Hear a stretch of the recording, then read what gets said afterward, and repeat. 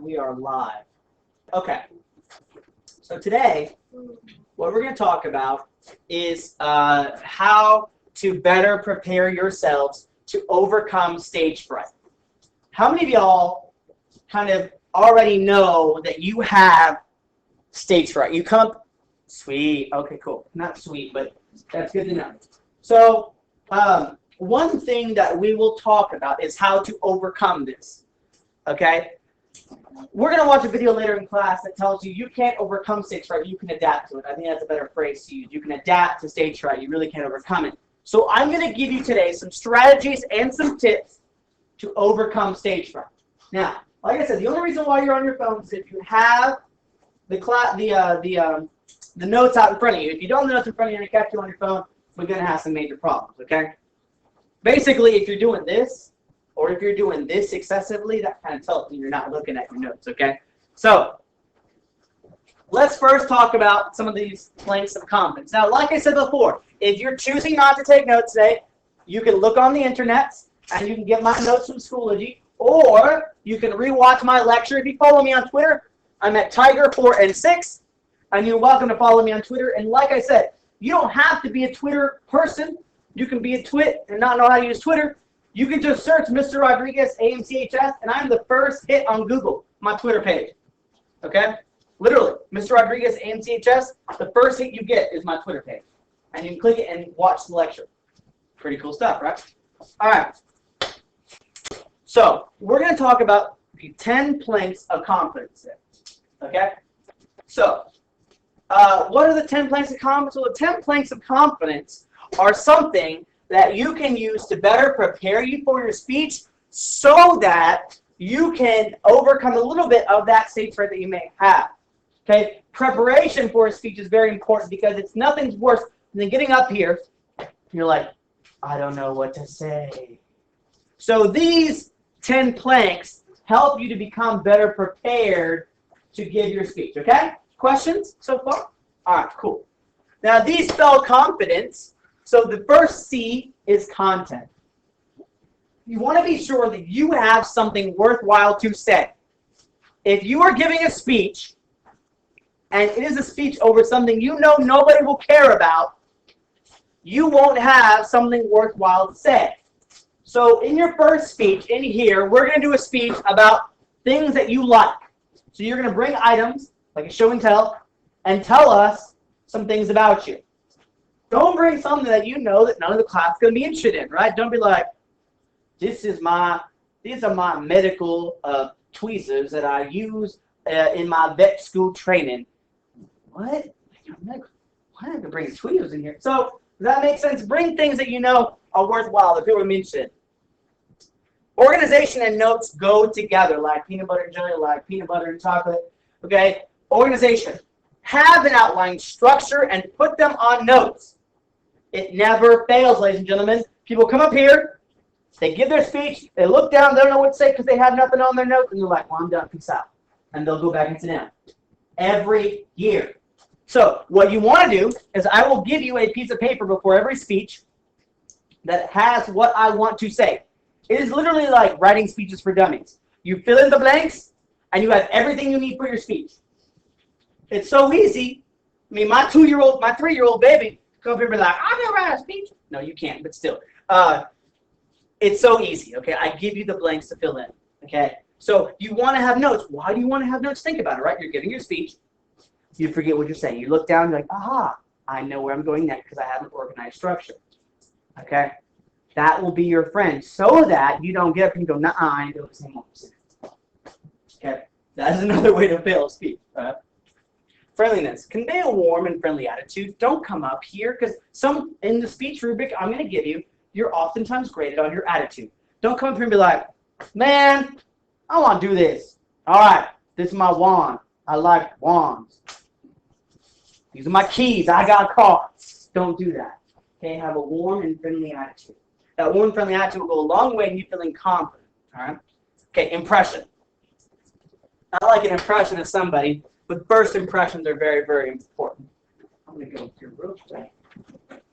So, how many of y'all have read, how many of y'all have read The book Blink. You have? What's the book Blink about? It's about people can like make certain assumptions on like based on like the little portion of something. Yes, Bob. Ted, you're absolutely right. Blink is about first impressions. And Ted, what does the book say about us and first impressions? Are we good or bad at it? We're good at it. Well, we're terrible at it. For like the people who like study it and stuff. Right. Right. So, do you remember the story about the police officer and the guy in New York City in the dark of the night?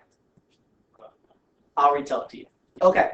So, first impressions say that you want to get up to a good start. 55% of what others think about you is determined before you even speak. Okay? People make assumptions about you, and most of the time they're bad. We want to combat that and give you a good impression from the very beginning. Now, here's a story. This is a true story. This is a hoodie. Imagine this is a hoodie. I own a hoodie, but it's not dark enough. Okay. So imagine this is my graduation robe for me. But this is a dark hoodie. A man is in New York City. Okay. He's walking home. Okay. He's an innocent man. He does nothing wrong. He's wearing a dark hoodie. And he puts the hood over his head, and he's walking in the dark of night in New York City. If anybody in this classroom puts on a dark hoodie in New York City, the dark of night, no one's going to see you very well. Okay, so he's got the hoodie on. He's walking around. He hears someone following him. Okay, so he's walking. He turns around. What does he do naturally? If you're in New York City and you notice someone's following you, what are you gonna do? You're gonna walk a little faster. So what he did, saw the guy. He's like, oh no, and he starts walking faster. Okay, until he gets to his house. He climbs up the stairs to his house. Okay, pulls out his keys. Okay, pulls out his keys. Here's what happens next. I'll show you. He pulls out his keys. He's got the hoodie on still. Looks behind him. Sees the police officer is still there, fumbling with his keys. Trying to get the right key to the door. Can't get the right key to the door. Doesn't know which key because he's scared. When you're scared, you're like, oh my gosh, how do I get my house? Right? So he notices again that the police officer is right there behind him. Yeah, the police officer's right on the stoop now. So, on the stairs? Yeah. So, here's the bottom of the stairs. Here's the guy from the keys. He looks, and he sees the police officer right there. So, this guy is an honest man. Okay, here's what he does. Turns around, okay, looks, pulls out of his wallet, and here, he pulled out his wallet to show his ID. He got shot by the police officer. Okay. And first impression, the police officer was, by everything this man did, he was a criminal. Was he a criminal? Heck no. Was he innocent? Absolutely. Remember the story now? Yeah. It does happen every day in life. And that's why that book is so powerful, because look, we make first impressions about people all the time. And oftentimes they're wrong. We suck at first impressions. That is the truth, ladies and gentlemen, which is why, if there's nothing you learn in my class, if you sit in the back of my room and you hate me the entire time, if you sit in the front of my room and you hate me the entire time, heck, if you sit anywhere and you hate me the entire time, if the only thing you learn in this class is the power of first impressions, I've done a decent job. I haven't done a good job, but I've done a decent job. Okay? Because think of it this way, ladies and gentlemen, when you go on an interview, okay, first impressions are a majority of the job interview. That's why I'm going to tell you how to dress, how to hold yourself, how to give a perfect resume to somebody so that you have a leg up over anybody else. Because the power of first impressions, ladies and gentlemen, is so powerful. It's the difference between a job and not a job. It's the difference between life and death sometimes, literally. Make sense? If I today were to sit in the back of the room and I were to put on this t-shirt, okay? You can. If I were to sit in the, I think they're giving them free at the Tiger store at lunch. Yeah, I'll give you. I don't need them, the Tiger shirt. So if I'm sitting in the back of the classroom, right? With this on, no rings on my finger, no watch. Okay? I would fit in just like any of y'all. The power of first impressions. Right? I did this my first year teaching. No one knew me at this school. So I put this on, hid in the back, read a book. No one knew who I was. I waited 5 minutes. Their class to start. Okay? That is the power of first impression, ladies and gentlemen. They're oftentimes wrong. All right? So we want to set a good first impression when we give a speech, right? because we know how important that is now. All right? Coolio. Not the guy with the braids, but, you know, it's cool. So, if you remember Coolio, he had hair out. Coolio. All right. What? Good tap out your ears, sir. Thank you so much. I'm going to take 10 points away from you for that, but that's okay. All right, so dedication is practice makes perfect, okay? In the video we're going to watch later, okay, it tells you that you need to practice your speech. Specifically, practice your speech, okay, somewhere where it's going to be very similar or at the place where you're going to give your speech. All right? Okay. Say I had a conversation, it's the exact same conversation, Miss Elder and Mr. Hogan. If you know those two, Miss Elder's our principal, Mr. Hogan is assistant principal. They're both giving speech to graduation. Miss Elder has to principal, and Mr. Hogan was given the honor of giving the graduation speech. Okay, a teacher gives a graduation speech. Mr. Hogan got picked. They both asked me on 2 separate occasions, "What do you do? Combat Stage Fright, Rodriguez, you're the speech teacher. What do you do?" And I said, "Well, the first thing I would do is go there, physically go to where you're giving your speech, and practice at that podium. The environment makes a very big difference, okay? Because you want to get a feel for the room, and you want to feel comfortable in your surroundings, okay? I'll never forget when I was given the honor of speaking at A&M's graduation. I was wearing the exact same robe, and I was there. I was in the room with all the professors and the doctors. Oh, hello, you know, look at me, I'm distinguished. And they were all, you know, proud of themselves. And President Lofton comes to me and says, "Are you Roy?" I go, "Yeah." He goes, "Well, let me talk to you real quick. Arbo and Lofton, President A&M." I'm like, "I know who you are." So he takes me outside, and he says, "Are you nervous?" He goes, "You're a speech major. You shouldn't be nervous." I go, "No." He goes, "Well, look around you." I looked around. He goes, do you want to go to the podium where you're going to be speaking?" I said, "Yes, I do." So I looked out at the podium, and then it hit me. This is real. 5,000 people are going to be in this arena. This is going to get real. Okay? But it helped me to know what to expect. So when we came in, we all sat down, and I was called to go to the podium. I looked out, saw all the 5,000 people. I took a breath, and I spoke. But it helped me significantly to know my environment. Okay? Empathy. You want to put yourself in your audience's shoes. Okay? Some of the best speakers who are able to get over stage fright are those that make a connection with their audience. Okay? Look, you don't want to give a speech to an audience about something you know they're not going to like. You don't want to give the same spiel to them. So you want to think about your audience when you're giving your speech. It'll make you feel better that you're giving something that they will enjoy. Newness. That kind of ties into this idea of empathy, right? Be original. Every year we do a speech. It's called the demonstration speech, how-to speech.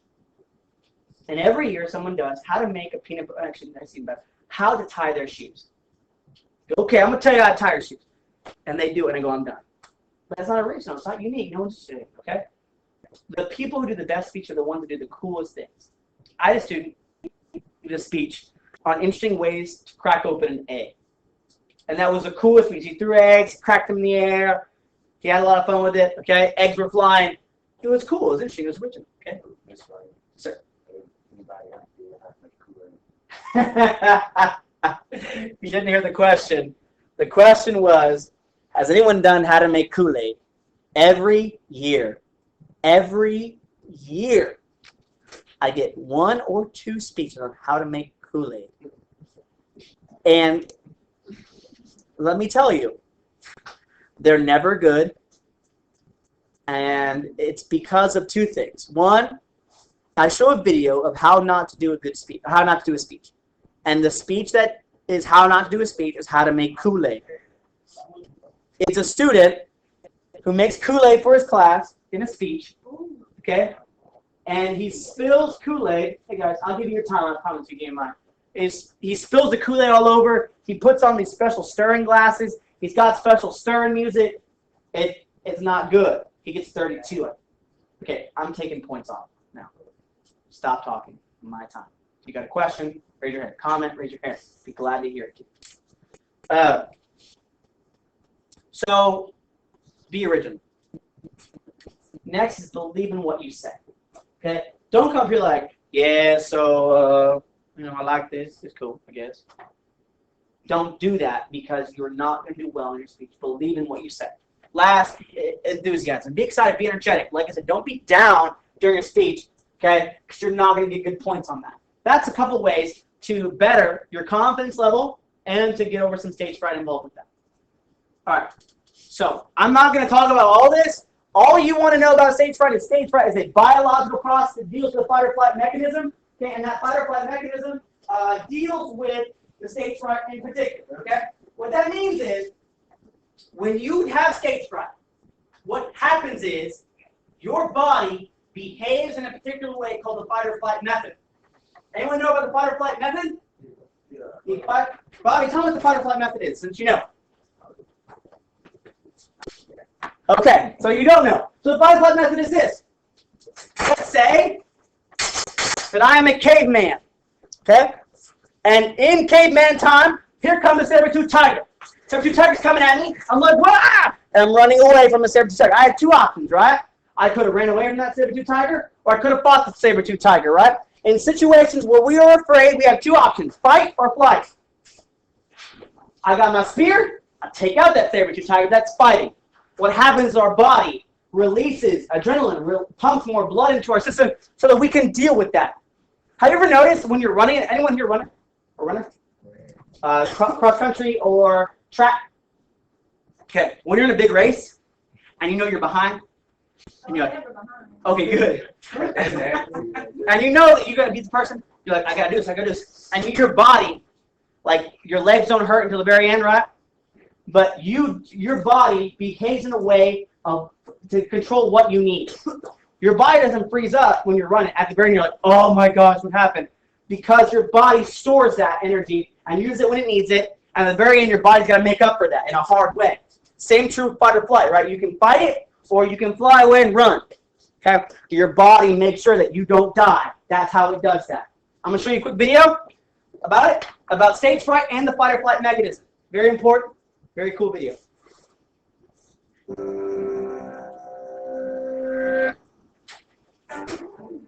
I'm sweaty, heart racing, stomach in knots. You can't cry for help. Not only is your throat too tight to breathe, but it'd be so embarrassing. No, you aren't being stalked by a monster. You're sleeping numb. A fate some deem worse than death. See, when you're dead, you feel nothing. At a podium, you feel stage fright. But at some point, we all have to communicate in front of people, so you have to try and overcome it. To start, understand what stage fright is. Humans, social animals that we are wired to worry about reputation. Public speaking can threaten it. Before a speech, you fret. What if people think I'm awful? That I'm an idiot? So it's very true of high school students, right? You come in here, you're like, yeah, I'm the boss hoss or whatever. I'm the bomb. I'm the best football player here. I'm the best track star there is. And you're afraid to give a speech because people are going to think that you're dumb, that you're terrible. You have a reputation. You don't want, I'm not looking at anybody. I'm looking at the floor. Oh, okay. You have a reputation to uphold, right? So you're afraid this is going to hurt your rep. Therefore, that's where stage fright begins in most people. That fear of being seen as an awful idiot is a threat reaction from a primitive part of your brain that's very hard to control. It's the fight or flight response, a self-protective process seen in a range of animals, most of which don't give speeches. But we have a wise partner in the study of freaking out. Charles Darwin tested fight or flight at the London Zoo snake exhibit. He wrote in his diary, "My will and reason were powerless against the imagination of a danger which had never been experienced." He concluded that his response was an ancient reaction unaffected by the nuances of modern civilization. So to your conscious modern mind, it's a speech. To the rest of your brain, built up to code with the law of the jungle, when you perceive the possible consequences of blowing a speech, it's time to run for your life or fight to the death.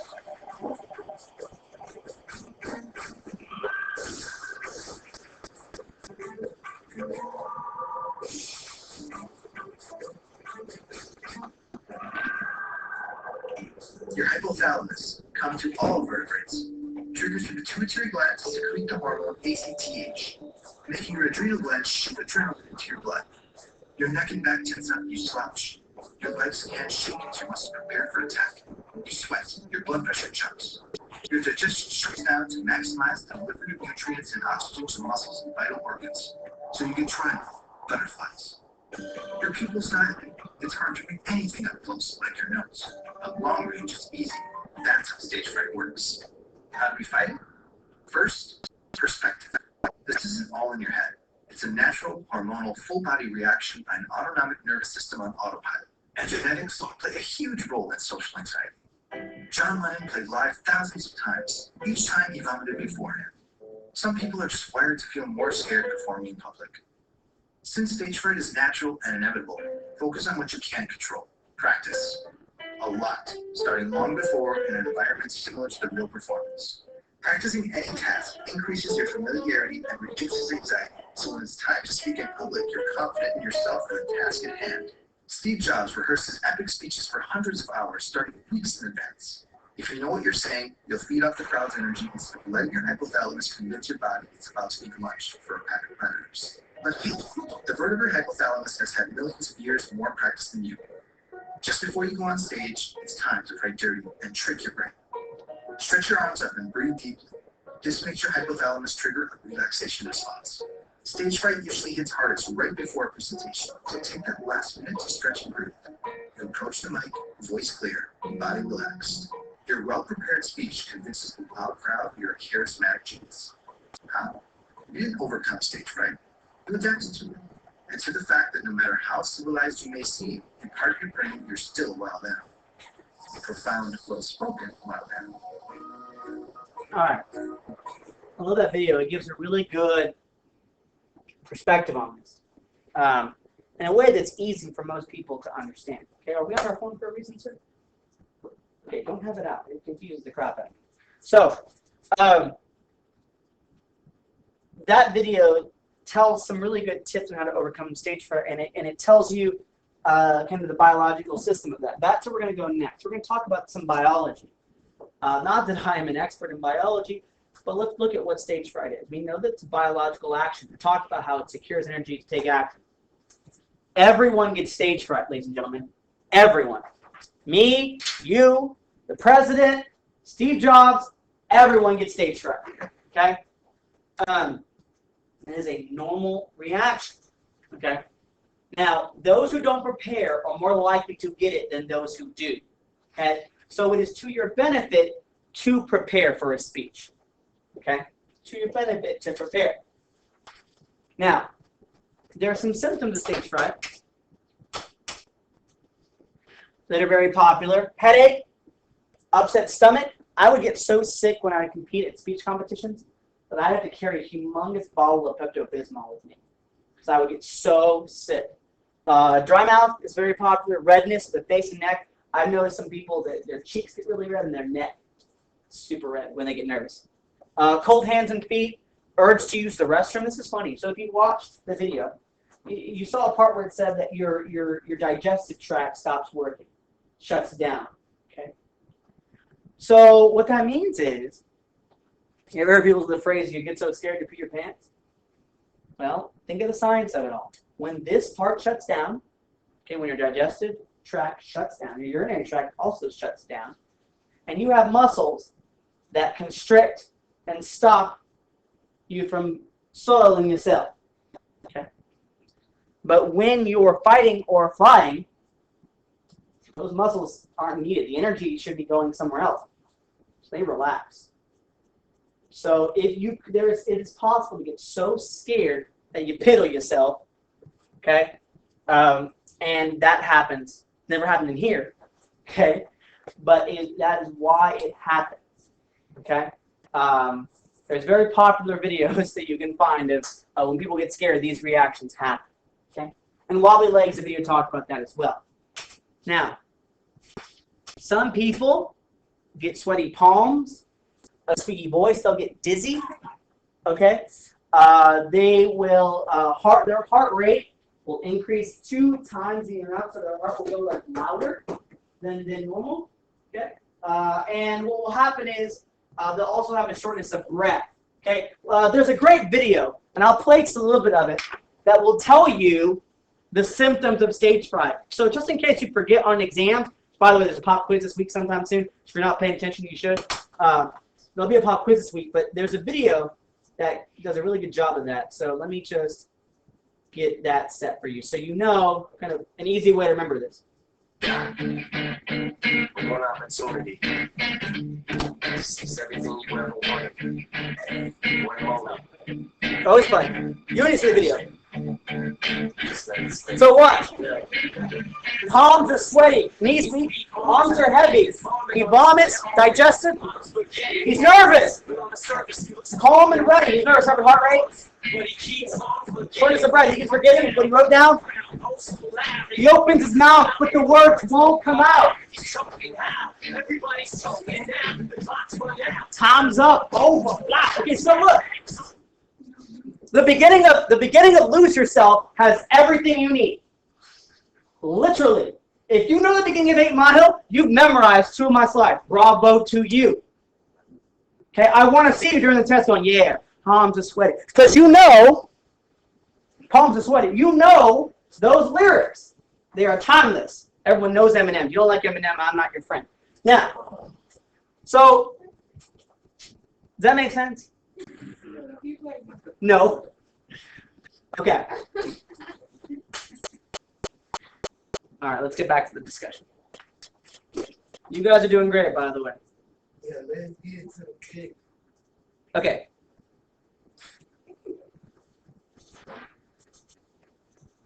All right.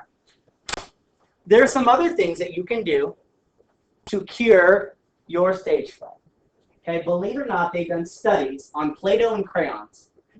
And what they found is the smell of crayons and Play-Doh. Some people are like, oh, it makes me sick. Because some people, when they smell Play-Doh, it makes them nauseous. They don't like the smell of it. But they've done studies, and the studies is this, that when you smell it, what it does is it brings you back to a time when you didn't have a care in the world, when you weren't worried about anything, when you were a kid. Okay? Now, I realize some of y'all did not have the best childhood, and that's okay. So it may not work for some of y'all. But in most people in the study found out that by doing this, it worked in curing some of their stage fright issues. Okay? Some people, what they'll do is they want something to manipulate, so they'll put Play-Doh in their hand and they'll use it behind their back like a stress ball. And I have that for you to use just in case you need it during a speech. Okay? I won't take out points for you doing this during a speech. Yes, ma'am? Okay. So some of you will do that, and what they'll do is they'll smell it before the speech and they'll relax. This, what they did here with the arms outstretched, that releases that relaxation. Oftentimes when people do yoga, I'm not saying, like, I'm not an advocate for yoga. Like, I'm not saying do yoga. I don't want to see men, like, doing yoga. But what I'm saying is, has anyone ever done a sun salutation? You have? How do you feel when you're done with sun salutation? What?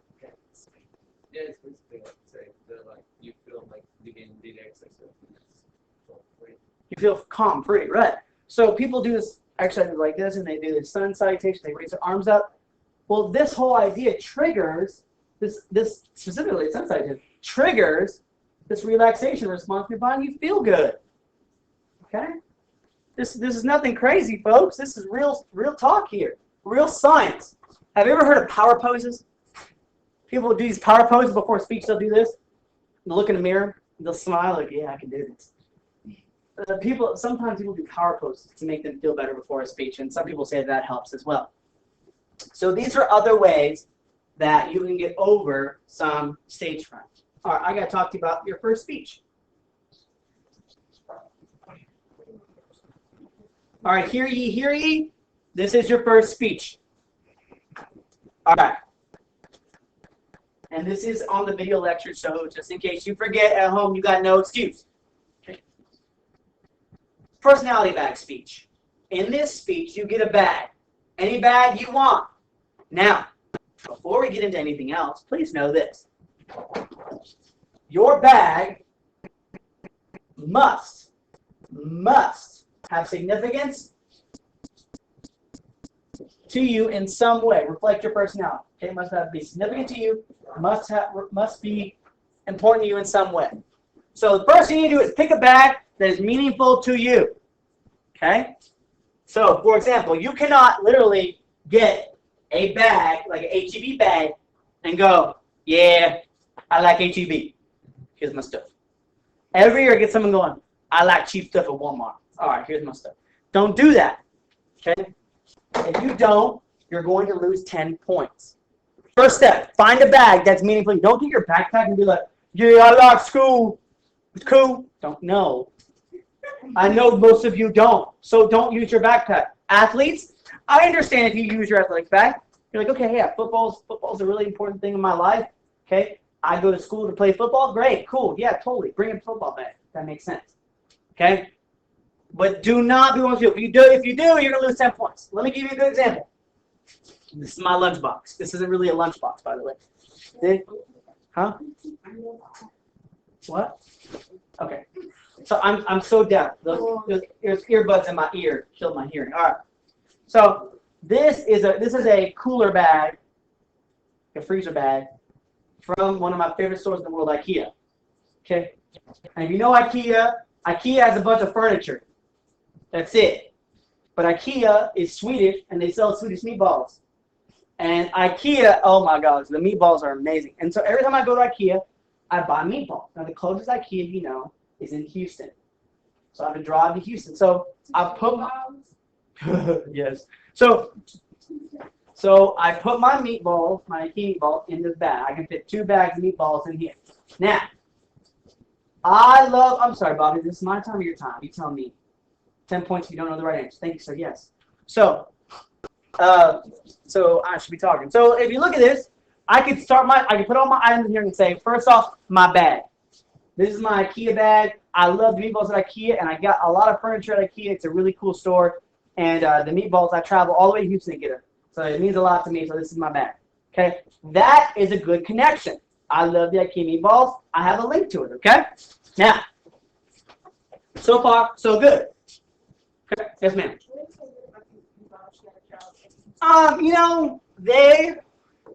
You could buy meatballs at the store, but Swedish meatballs are a little different in flavor and seasoning.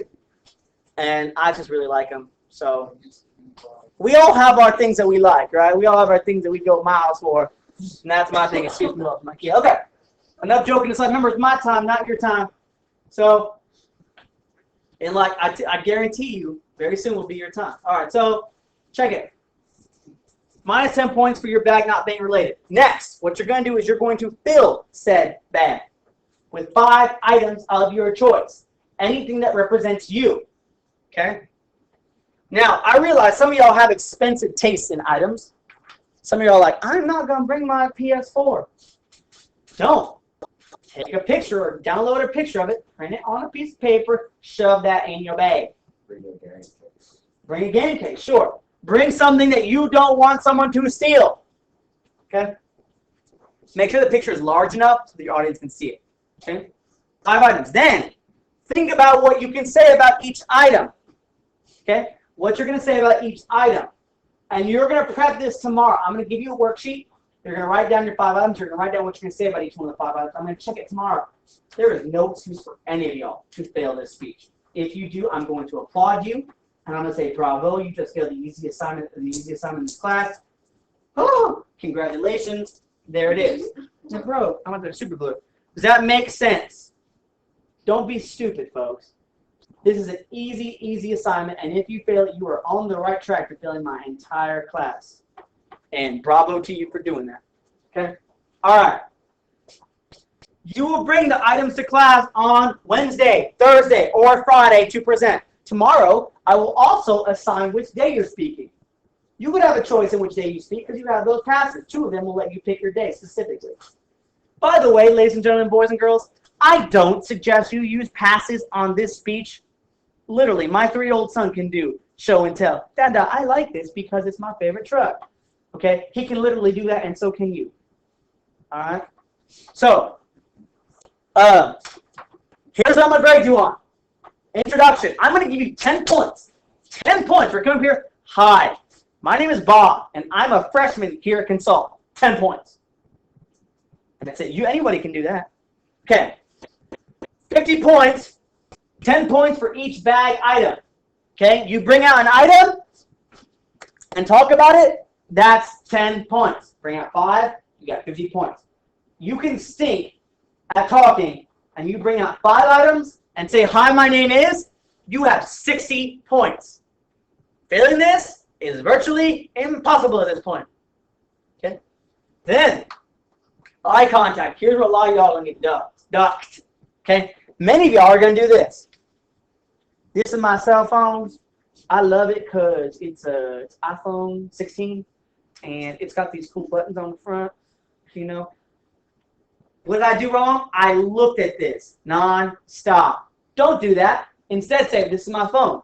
I love my phone. It's the iPhone 16. It's really long, and it's got these old-fashioned buttons. Imagine that. That's some pretty cool features on that phone.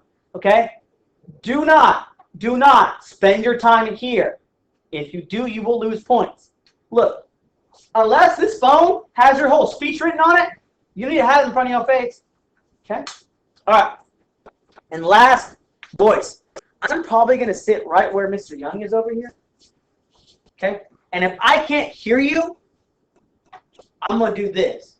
Not only because I'm hard of hearing, but because that ain't too far away for you to speak. If I can't hear you, I'm probably going to dock you 10 points. Okay? If I can't hear you very much, I'll probably dock you 15. I probably won't give a 0. Okay? So you either get 20, 15, or 20, 10, or 5. Okay? So please speak up when you're giving this speech. Okay? So this is the personality bag speech. Tomorrow, I will give you this piece of paper. Don't back up yet. You know what, pet peeve? I will give you this paper. I will also give you a paper that will help you to plan this out. Tomorrow, it is a grade to plan this out and show it to me. Also, many of y'all in this class specifically did not turn this in. If you didn't, I need this back. Okay? It's almost your time, and I want to give you your time back because you guys have been very good today. Any other questions that we have? Yes, ma'am. Tico. Yes, ma'am. Ted. Is it a daily grade or? It's going to be daily grade for tomorrow. This is going to be a daily grade and a quiz grade. No, speech is going to be a major grade times 3. Yes. Questions, comments, concerns, thoughts, ideas, suggestions? Yes, Alejandro. Hold on. Alejandro. Let's take it back to small for the items, and it would be other items in the modified. Sure. Thank you all very much. Should bring it back tomorrow. Wednesday. We'll start them on Wednesday. You don't pass, do you? I get some water. No. Get some I'll water. let you have pass, sir.